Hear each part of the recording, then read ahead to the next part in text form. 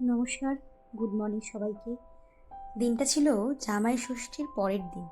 আর ওই দিন সকাল থেকেই বেশ মেঘলা মেঘলা ওয়েদার ছিল, আর ছিটেফোঁটা বৃষ্টি পড়তেও শুরু করেছিল। আর আমি বহু বছর বাদে হঠাৎ ইচ্ছে করলো যে না একটু বৃষ্টিতে ভিজি, কারণ একটু পরেই স্নান করে রেডি হব।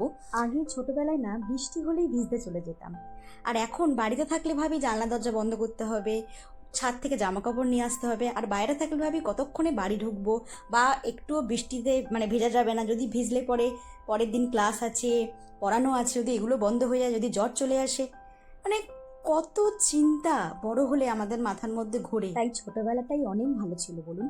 যাক, ওই দিন আমার পুরনো বাড়িতে আমার বাবা মার বাড়িতে ছিল জামাই ষষ্ঠীর নেমন্তন্ন। স্নান টান সেরে জাস্ট রেডি হবার বাইরে কিরকম বৃষ্টি শুরু হয়ে গেছে দেখুন।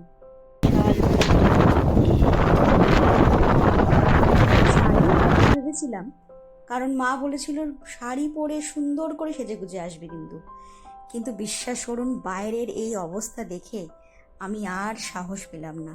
তাই অগত্যাই চুড়িদারটাই ইস্ত্রি করলাম, আর ওনার জন্য ইস্ত্রি করে রাখলাম এই পাঞ্জাবিটা, কারণ এসে উনি আর ইস্ত্রি করার সময় পাবেন না। তো মোটামুটি রেডি হয়ে আমি অপেক্ষা করছিলাম, কারণ বাইরে বৃষ্টিতে ও আটকে গেছিল। বসে বসে ভাবলাম যে না, সময়টাকে একটু কাজে লাগানো দরকার, তাই একটু বই খুলে পড়তেও বসে গেছিলাম। আসলে আমাদের টিচারদের পড়া কখনো শেষ হয় না। যাক, ফাইনালি বৃষ্টিতে ভিজে ভিজেই ও চলে এসেছিল, কারণ অনেকটাই দেরি হয়ে যাচ্ছিল। ওখানে আবার বাবা মা বোনের হাজব্যান্ড ওয়েট করছিল। তো আমরা মোটামুটি রেডি, মোটামুটি না, পুরোটাই রেডি। এবার আমরা বেরোবো। বেরিয়েই প্রথমে চলে গেলাম মিষ্টির দোকানে, সেখান থেকে মিষ্টি পছন্দ করে মিষ্টি নিয়ে রওনা দিলাম বাড়ির উদ্দেশ্যে। তখনও কিন্তু ভালোই বৃষ্টি পড়ছিল। সো ফাইনালি আমরা চলে এলাম আমার পুরনো বাড়িতে। অনেক কষ্টে বৃষ্টিতে ভিজে ভিজে এসেছি, যদিও আমার নতুন বাড়ি থেকে পুরনো বাড়ির দূরত্ব খুব বেশি নয়, এই গাড়িতে আসলে 10 মিনিট।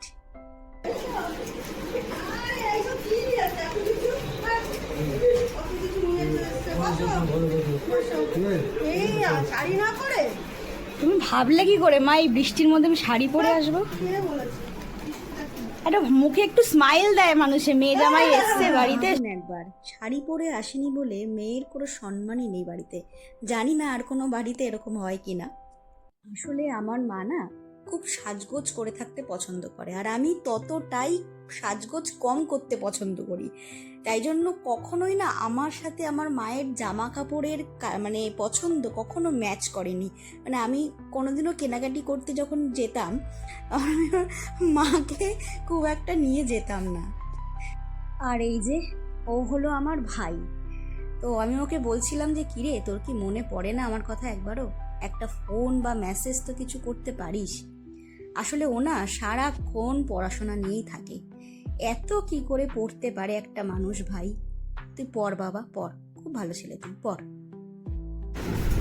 এবার দেখানো হবে জামাইদের জন্য আয়োজিত খাবার।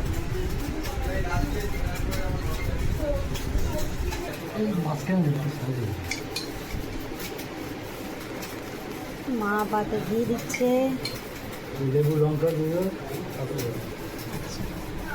লেবু লঙ্কা পড়ে গেল, নজর না লাগে। বললাম ডাল, সর্ষে ইলিশ, মাটনটা একটুখানি ঝুমে যাই। ঘিটা একটু খেয়ে দেখি। আচ্ছা, ঘিটা খেয়ে দেখবো। ঘিয়ের বয়ামটাও তো খুব সুন্দর। ঘিটা দেখিয়ে দাও মা, ঘিটা দেখিয়ে দাও। হানি বলে ও, ফাটাফাটি।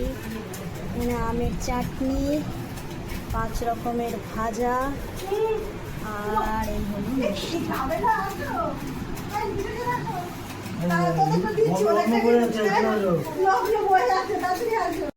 আচ্ছা জামাই, এই যে তোমার জন্য এত আয়োজন করা হয়, তার জন্য তোমার কি মনে হয় যে আয়োজনটা তোমার জন্য করাটা ঠিক, জামাইদের জন্যই করাটা ঠিক? আমার খুব খিদে পেয়েছে।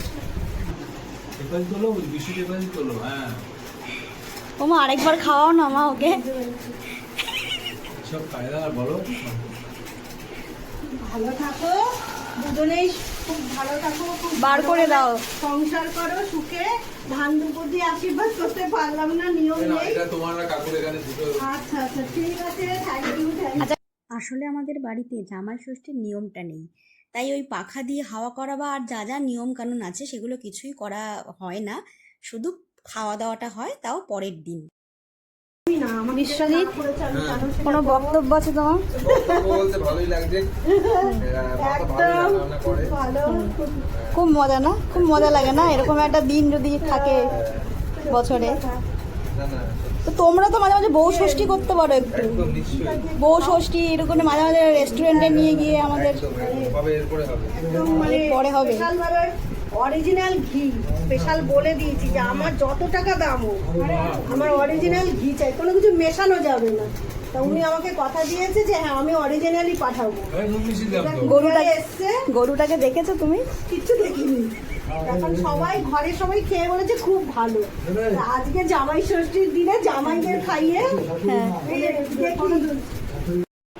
যে বাবার জন্য কেদারনাথ থেকে জামাটা এনেছে আর বাবা এখনই পরে ফেলেছে। দেখি, সুন্দর লাগছে। এদিকে আসো, যাও দেখাও।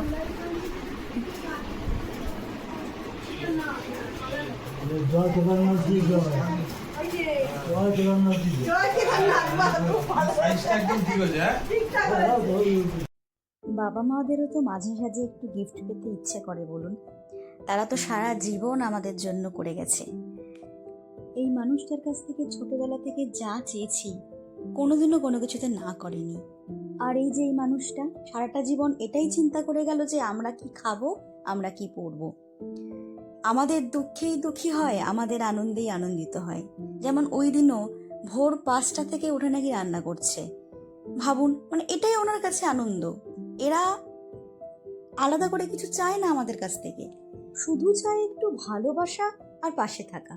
মায়ের জন্য অনেক ভেবে এই আজরাকের কুর্তিটাই নিলাম, কারণ শাড়ি মায়ের প্রচুর আছে, মানে আলমারি খোলা যায় না, আলমারি খুললেই শাড়ি ঝুরঝুর করে পড়ে, তাই জন্য গরমে পরতে পারবে এরকম একটা কুর্তি দিয়েছি। আমার বর আবার মাছের ডিম খায় না, তাই ভগবানের কাছে প্রার্থনা করি এইরকম বর যেন প্রতি জন্মে ফিরে ফিরে আসে, ফিরে ফিরে আসে। এবার আমাদের খাওয়ার পালা। মা, নিজের রান্না খেয়ে কেমন লাগছে? দারুণ, খুব ভালো। আমি নিজের আমাদের বরেরা যে যা খাইনি, মানে যেটুখানি পড়ে আছে আর কি, সেইটুখানি আমরা নিয়ে নিচ্ছি, নিয়েই আমরা খেয়ে নিচ্ছি। আমরা এরকমই, আমরা মেয়েরা এরকমই ভালো। আমরা তো খাওয়া দাওয়া সেরে একটু রেস্ট নিয়ে আমি চলে আসি আমার নাচের ক্লাসে, কারণ ওই দিনকে আমার নাচের ক্লাস থাকে। বৃষ্টির জন্য ওই দিনকে অনেকেই অ্যাবসেন্ট ছিল।